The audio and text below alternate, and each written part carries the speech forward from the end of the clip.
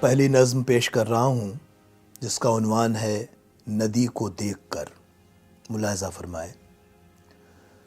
ندی کے حال کو اب دیکھ کر افسوس ہوتا ہے، ندی کے حال کو اب دیکھ کر افسوس ہوتا ہے۔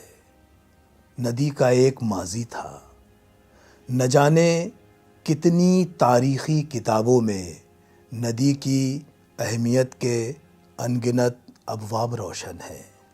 نہ جانے کتنی تاریخی کتابوں میں ندی کی اہمیت کے ان گنت ابواب روشن ہیں۔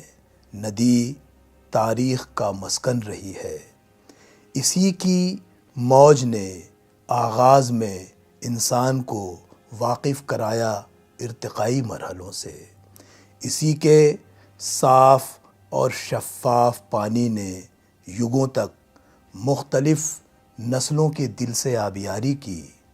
اسی کی چیختی چنگھاڑتی موجوں پہ غلبہ پا کے انسانیت ترقی کی، مگر اندھی ترقی نے ندی کی شکل اتنی مسخ کر ڈالی کہ آنکھوں کو کسی صورت یقین آتا نہیں جو کچھ نظر کے سامنے ہے وہ حقیقت ہے۔ گندے بدبودار نالے کی طرح جو بہہ رہی ہے، یہی تو وہ ندی ہے، تذکرے جس کے کتابوں میں بھرے ہیں، کتنی تہذیبوں کا جو مسکن رہی ہے۔ ندی کے حال کا جب جائزہ لیتی ہیں آنکھیں تو بہت افسوس ہوتا ہے، بہت افسوس ہوتا ہے۔